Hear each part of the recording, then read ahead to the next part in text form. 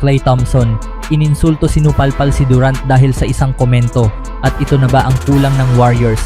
Bagong trade rumor ang nagpainit. Mukhang hindi nagustuhan ni Thompson ang isang komento ni Kevin Durant na mabilis na naging usap-usapan sa social media. Ang mas nakakagulat, hindi ito nangyari sa loob ng basketball court kundi sa Instagram kung saan nagpalitan ng mensahe ang dalawang former teammates ng Golden State Warriors. Ano nga ba ang naging dahilan ng biglaang tensyon sa pagitan ng dalawang NBA champions? Nagsimula ang lahat matapos magkaroon ng diskusyon online tungkol sa paghahambing ng former Warriors dynasty at sa kasalukuyang roster ng Philadelphia Sixers. Habang maraming fans ang nagbibigay ng kani-kanilang opinyon, sumali rin sa usapan si Durant. Sa kanyang komento, sinabi niyang sa papel ay mas malakas umano ang kasalukuyang lineup ng Philadelphia kaysa sa Warriors team na kanyang sinalihan noong 2016. Upang suportahan ang kanyang argumento, isa-isang binanggit ni Durant ang mga individual achievements ng mga star ng Sixers. Aniya, si Joel Embiid ay naging NBA Most Valuable Player, si Jaylen Brown ay nagwagi ng Finals MVP, si Tyrese Maxey ay isa ng two-time All-Star, at alam na raw ng lahat kung ano ang kayang gawin ni LeBron James. Ngunit habang ipinapaliwanag ang kanyang punto, may isang linya ang agad na nakakuha ng atensyon ng mga fans. Sinabi ni Durant na si Thompson ay never an MVP candidate. Bagamat tila bahagi lamang ito ng kanyang paghahambing, marami ang nakapansin na tila nabawasan ang pagkilala sa naging kontribusyon ni Thompson sa Warriors dynasty. Hindi naman nagtagal bago ito napansin mismo ni Klay. At gaya ng inaasahan ng marami, hindi niya ito pinalampas. Sa kanyang Instagram story, diretsahan niyang tinag si Durant at pabirong sinabi, "Ay man, you good? What you using my full government for?" Sa madaling salita, parang tinanong ni Klay kung bakit kailangan pa siyang banggitin ng direkta sa usapan. Bagamat may halong biro ang kanyang mensahe, maraming fans ang naniniwalang may kaunting pagkainis din itong ipinapakita. Agad namang naging viral ang kanilang palitan. May mga nagsabing simpleng biruan lang ito. Ngunit mayroon ding naniniwalang maaaring may natitira pa ring tensyon sa pagitan nila matapos ang maraming pagbabago sa Warriors sa nakalipas na mga taon. Kung ating babalikan, dumating si Durant sa Golden State noong 2016. Noon, kararating pa lamang ng Warriors mula sa isang makasaysayang 73-win season, ang pinakamahusay na regular season record sa kasaysayan ng NBA. Pinangunahan noon ni Curry, Thompson at Draymond Green ang team bago pa man dumating si Durant. Pagdating niya, lalo pang lumakas ang Warriors. Nagresulta ito sa magkasunod na NBA championships noong 2017 at 2018 at isa sa pinakakinatatakutang dynasties sa modernong basketball. Bagamat hindi kailanman nanalo ng MVP si Thompson, hindi maikakaila ang kanyang naging ambag sa tagumpay ng Golden State. Sa kanilang makasaysayang 73 win, nagtala siya ng average na 22 points kada laro at naging isa sa pinakamahusay na shooter sa kasaysayan ng NBA. Para sa maraming fans, hindi man siya naging MVP candidate, isa pa rin siya sa pinakamahalagang dahilan kung bakit naging matagumpay ang Warriors sa loob ng halos isang dekada. Samantala, ang paghahambing ni Durant ay nakatuon sa bagong anyo ng Philadelphia. Sa papel, puno ito ng mga award-winning players at malalaking pangalan. Ngunit may isang malaking pagkakaiba. Nang dumating siya sa Warriors, isa ng kampyon ang team at galing pa sa makasaysayang season. Samantalang ang Sixers ay matagal nang naghahanap ng panibagong titulo.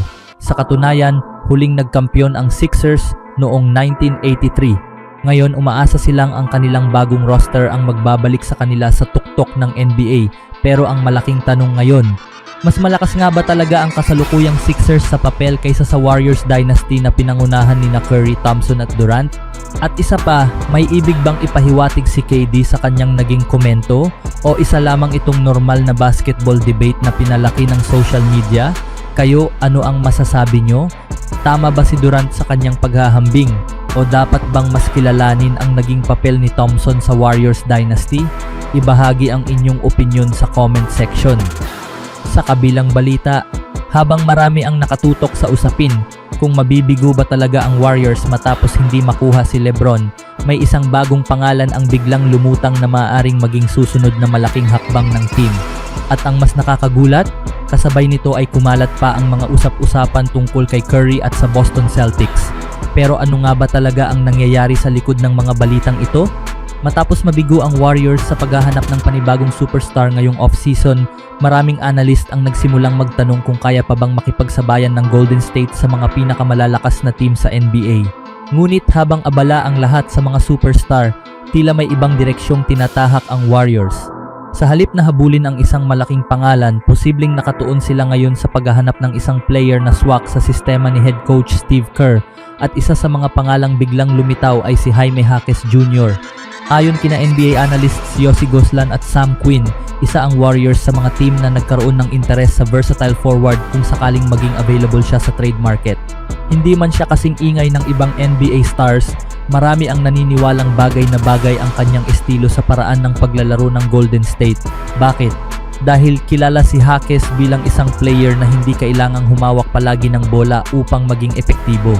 Mahusay siyang gumalaw ng walang bola, marunong gumawa ng tamang desisyon sa opensa, at kayang lumikha ng scoring opportunities para sa kanyang sarili at sa kanyang mga kakampi.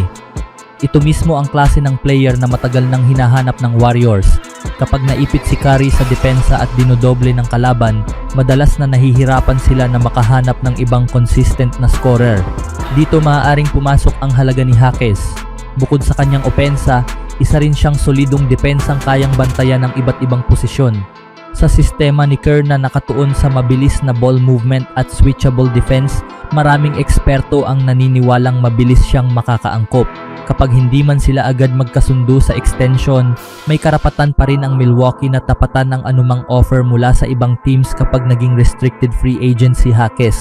Ibig sabihin, hindi basta-basta siya maaagaw ng Warriors kahit gustuhin nila. Pero habang umiikot ang usapan tungkol kay Jaquez, isang mas malaking chismis ang biglang kumalat sa social media. May mga nagsimulang magpalutang ng ideya na maaaring subukan ng Celtics na kunin si Curry. Ngunit, hindi nagtagal, agad itong pinabulaanan ng veteranong Warriors insider na si Dalton Johnson. Malinaw niyang sinabi na walang nangyaring ganitong usapan at wala ring planong i-trade siya. Sa madaling salita, nananatiling mukha ng Warriors si Curry. At hanggat naroon pa siya, malinaw ang misyon ng organisasyon, maghanap ng mga player na makakatulong upang mapalawig pa ang tsansa nilang muling lumaban para sa kampyonato. Kung sakaling maging available si Jaquez, maaring isa siya sa mga unang tatawagan ng Warriors. Hindi man siya ang superstar na inaasam ng maraming fans, maaaring siya ang klase ng player na kulang sa kasalukuyang roster ng Golden State. Minsan, hindi isang malaking pangalan ang nagdadala ng championship. Kung minsan, ang tamang pyesa ang siyang nagiging susi upang mabuo ang isang team na handang lumaban hanggang dulo. At habang papalapit ang bagong NBA season, isang tanong ang nananatiling bukas. Magagawa kaya ng Warriors na makahanap ng tamang player bago tuluyang magsara ang kanilang championship window kasama si Steph? Ano sa tingin nyo? Kung kayo ang masusunod, isusugal ba ninyo ang future draft pick ng Warriors para makuha si Jaquez Jr. o may iba pa kayong mas gustong target? I-comment ang inyong opinion at huwag kalimutang mag-like, mag-subscribe at pindutin ang notification bell para sa pinakabagong NBA at Golden State Warriors updates.